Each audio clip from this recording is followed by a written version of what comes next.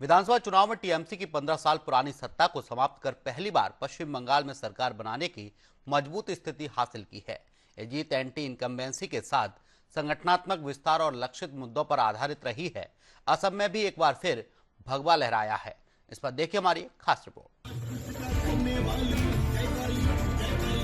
जोरदार जश्न, ढोल ताशे की आवाज, झूमते लोग, होली सा नजारा, आतिशबाजी का दौर। उत्तर प्रदेश, बिहार, राजस्थान, हर जगह नजारा कुछ ऐसा ही है।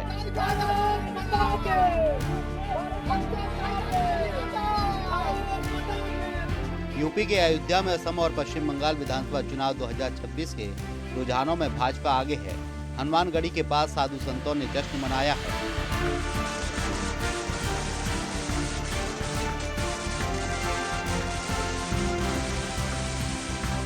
राजस्थान की डिप्टी सीएम दिया कुमारी ने असम, पश्चिम बंगाल और पुडुचेरी में बीजेपी की जीत पर कहा कि ये कार्यकर्ताओं की मेहनत है।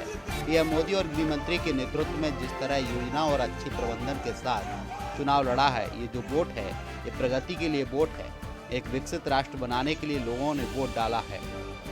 मध्य प्रदेश के ग्वालियर में भी असम और पश्चिम बंगाल विधानसभा चुनाव में जिस तरह भाजपा ने पताका लहराया, उसे लेकर पार्टी कार्यकर्ताओं ने जश्न मनाया है।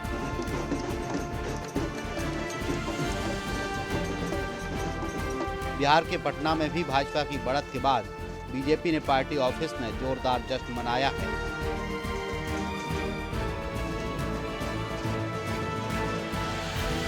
वहीं दिल्ली में भाजपा नेताओं ने पार्टी मुख्यालय में झालमुरी और रसगुल्ले वितरित कर जश्न मनाया है।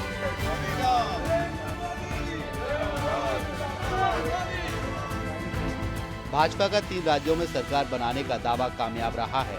प्रधानमंत्री मोदी का चेहरा एक बार फिर भरोसेमंद साबित हुआ। केंद्रीय गृह मंत्री अमित शाह की रणनीति काम आई।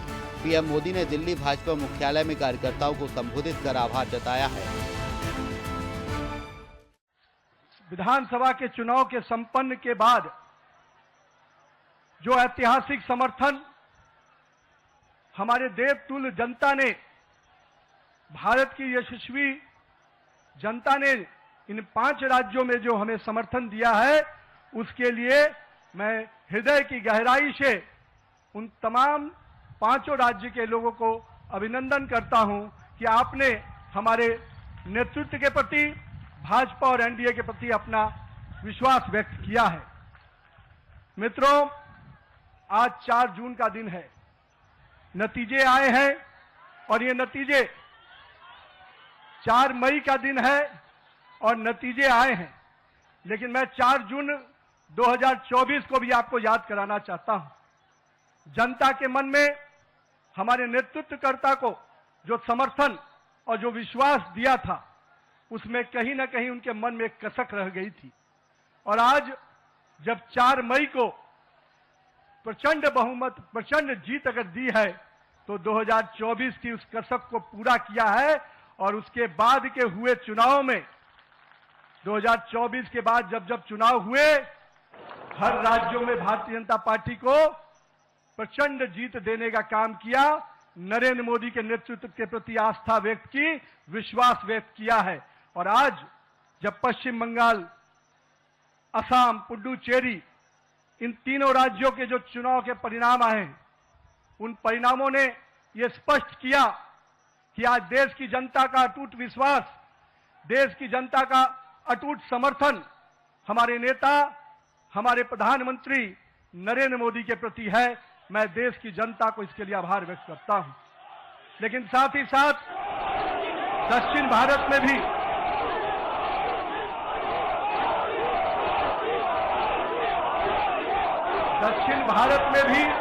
जिस प्रकार से सशक्त उपस्थिति हमारी पार्टी को मिली है, आने वाले समय में दक्षिण भारत भी भाजपा के कमल से खिलेगा।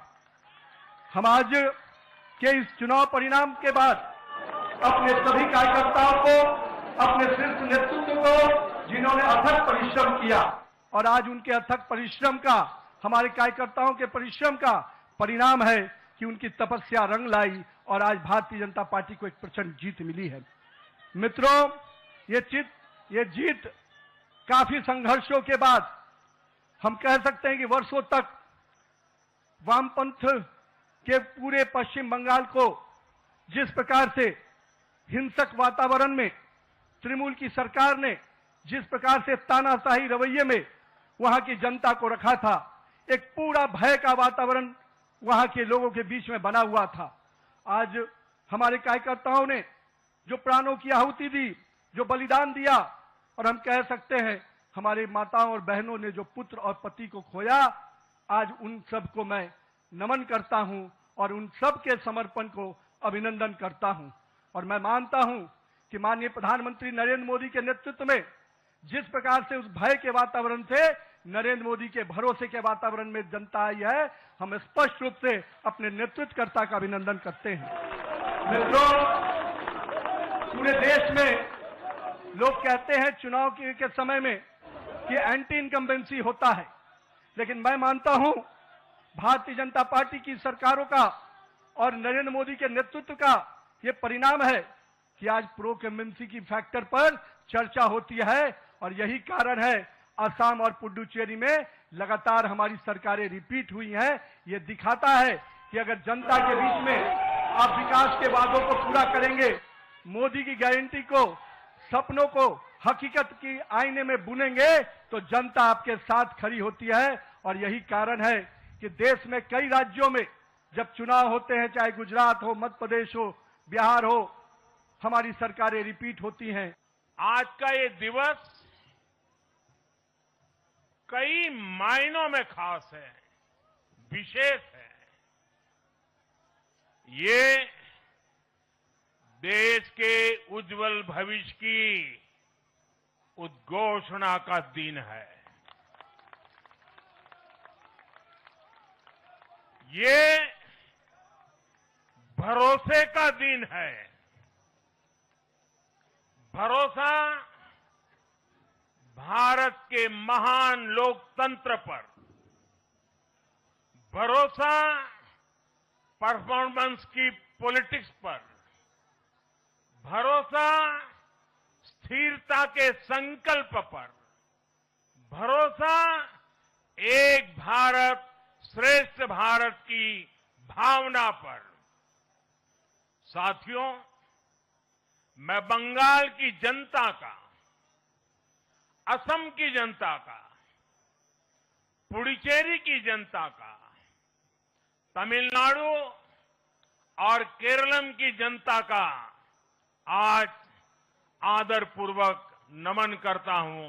मैं उन सबको वंदन करता हूं। मैं आज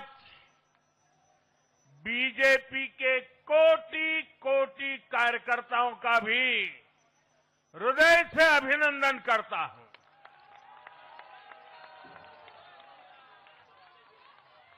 भाजपा के हर छोटे बड़े कार्यकर्ता ने एक बार फिर से कमाल कर दिया है, कमल खिला दिया है।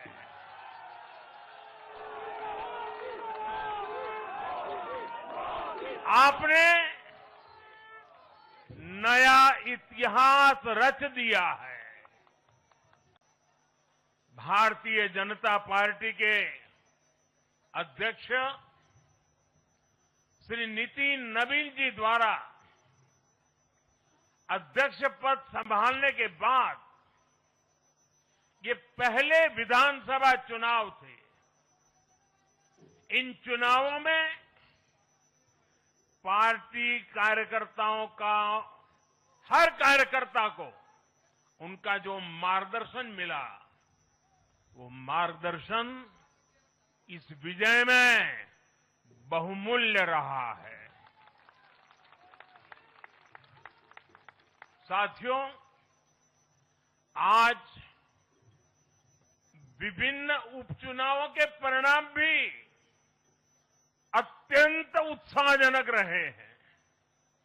महाराष्ट्र, गुजरात, नागालैंड और त्रिपुरा में जो उपचुनाव हुए, उसमें हमारे उम्मीदवारों को जनता जनार्दन ने आशीर्वाद दिया और इन राज्यों में भी जीत गए।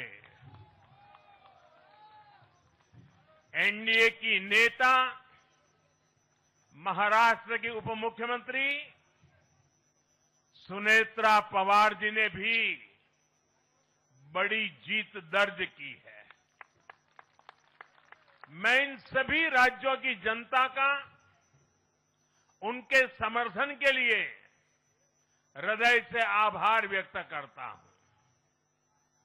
साथियों,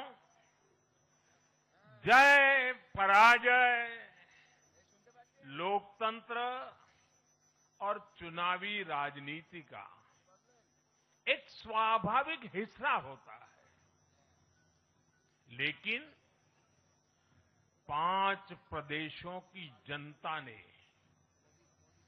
पूरे विश्व को दिखाया है कि ये हमारा भारत मदर ऑफ डेमोक्रेसी क्यों है।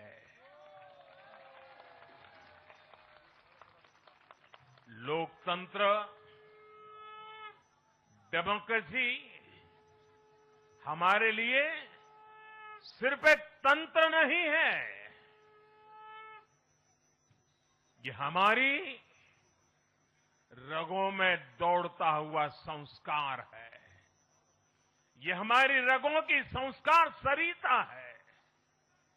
और आज सिर्फ भारत का लोकतंत्र ही नहीं जीता है, आज भारत का संविधान भी जीता है।